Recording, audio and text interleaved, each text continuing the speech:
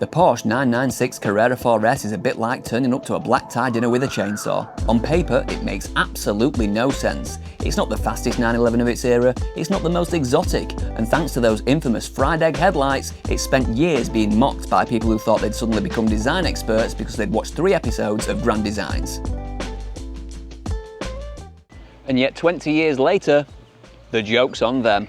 The Carrera 4S is essentially what happens when Porsche's engineers raid the turbo parts bin after a particularly lively Christmas party. It gets the turbo's wide hips, turbo brakes, turbo suspension bits, and that glorious full-width rear reflector strip, but instead of the turbochargers, it keeps a naturally aspirated 3.6 litre flat 6 producing around 320 horsepower. Now, 320 horsepower doesn't sound much these days. Your neighbour's electric washing machine probably has 700 brake horsepower and can beat a Ferrari to 60 miles per hour. But that's missing the point. Yes, the 996 4S isn't fast in the modern sense. Modern fast means pressing a pedal and experiencing acceleration so violently you briefly forget your own postcode. The 996 is old school fast. You sit low enough to inspect worms. The steering wriggles in your hands like it's receiving messages from the road surface. The flat 6 chatters away behind you, sounding like an angry orchestra warming up. Every corner feels like an event rather than a mathematical exercise conducted by a computer. And then there's the hips. The rear arch is 60mm wider than a standard Carrera, and it gives it the stance of a nightclub bouncer who moonlights as a cage fighter. Of course, being a 996, there are caveats. Mention IMS bearings and 996 owners will suddenly become very interested in checking the phones. Mention ball scoring and you'll hear wallets snapping shut all across the country. Buying a cheap one can be like adopting a tiger because nobody on Facebook Marketplace described it as good with children. But find a well cared for example and you'll discover something rather wonderful.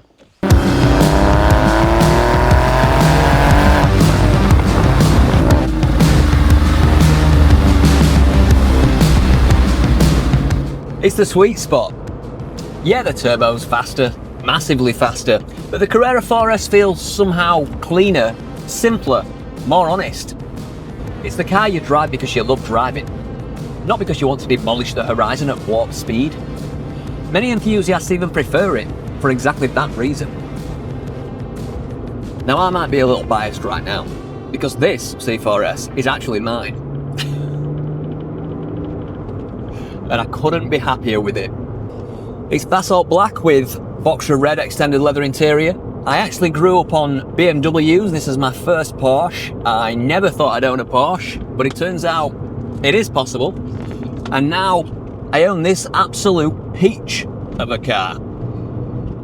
I had a BMW E92 M3, the V8, and I loved it. I absolutely loved it. Never thought I would come out of BMW. I've always been curious about Porsche, but I thought I'm staying with BMW until I saw this advertised.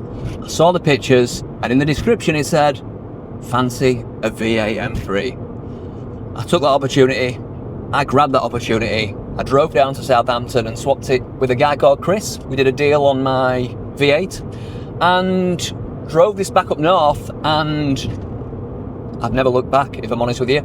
I do love the M3, I would have another V8 M3, but this it's a whole different ball game. It's not as asbo, but it's more refined, if you will. It's sophisticated, or it feels that way, and I'm not a sophisticated guy, so at least it makes me feel that way anyway.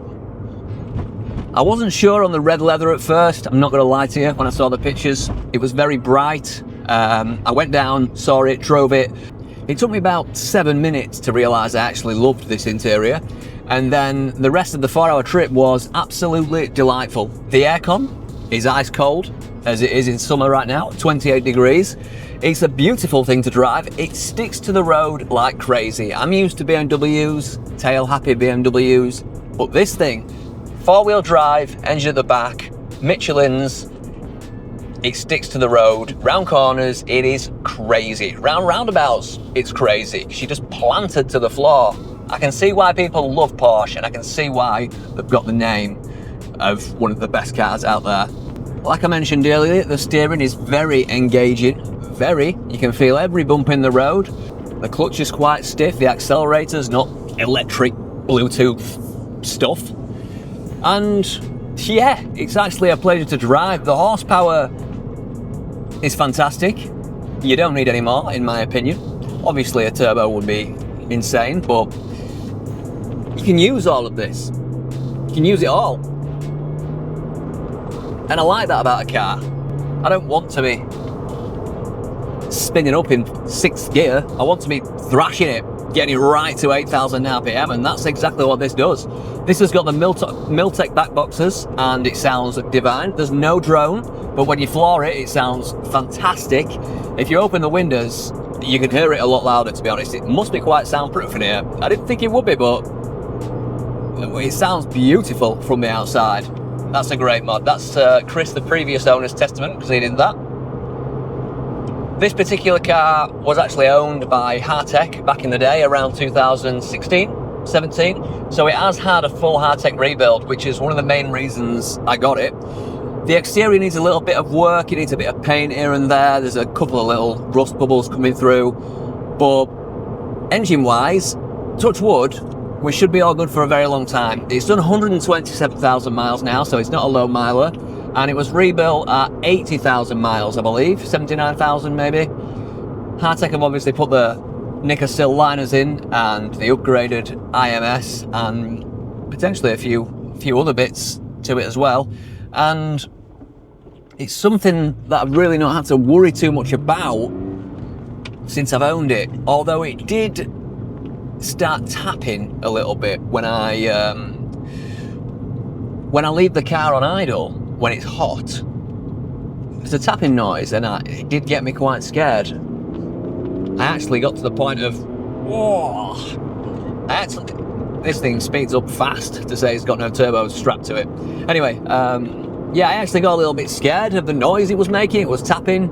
Only at idle. As soon as I put some load on and the revs, it should disappear. And I went and saw Hartech. I had it bore scoped.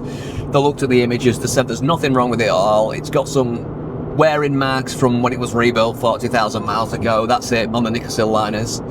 And it's literally just probably something like a bit of playing a tensioner or the hydraulic lifters, probably the hydraulic lifters. And they said it's not going to do any damage to the engine at all. It's going to have no issue with the engine. It's just one of those things. It needs to be thrashed, get the oil running around. You don't want to baby it around. You want to be thrashing it. It's a race engine, and that is exactly what I tried to do with it. And to be honest, the tapping noise, the more you thrash it, the less it comes. So you just got to keep thrashing them, I believe. So that's my experience with the C4S so far. I've owned it 7 months now, something like that. And apart from a few stressful couple of months at the beginning, like I said with the tappy situation, since then it's been an absolute pleasure to own. It's been reliable. All I've had to do really is service it, and it actually works. Touch wood, dare I say it, more than my old BMWs. And I absolutely love it. The torque in this thing's nothing like the BMWs I've driven and owned. 1,000 RPM, there's torque from 1,000 RPM all the way up the rev range. Whereas on the M3 that I had, the V8, it came in around 4.5, 5,000 RPM. These things, totally different kettle of fish. The suspension's quite firm. I am buying some coilovers for this. Hopefully they're going to be no firmer than this, because I don't know if you've heard me go over some bumps. It is quite firm suspension. So I'm going to put some coilovers on it, and I have got some 3-piece split wheels. Now, I do love the OEM wheels that are on it. I don't really need to change them, but I bought some PH, I think they're PH Rad 18s, and I got them cheap, so I want to try them. So that's my new thing. Trying to build split wheels and put them on the Porsche along with some coilovers. It needs a set of new front arms as well, because there's a little bit of play in there, so I need them sorting, coilovers and wheels. And if I don't like the splits, I'll just keep these on, because you can't beat the C4S wheels, can you? You really can't. So to sum up this video, which started out as a C4S review and ended up being an owner's perspective. Did you feel that? That was the suspension, very harsh. Which started out as a review and ended up being an owner's perspective guide. Thanks for watching. I would highly recommend a Porsche 996 C4S if you can get your hands on one. They are just about affordable at the minute, and they are going up, so now is probably the right time to buy one, especially if you're into your classic Porsches, because people used to hate on these and now people are loving these. So if you fancy a nice all-rounder, grab yourself one while you can. Thanks for watching the video. I'll see you in some future Porsche videos hopefully, and don't forget to like, subscribe. I'll see you in the next one.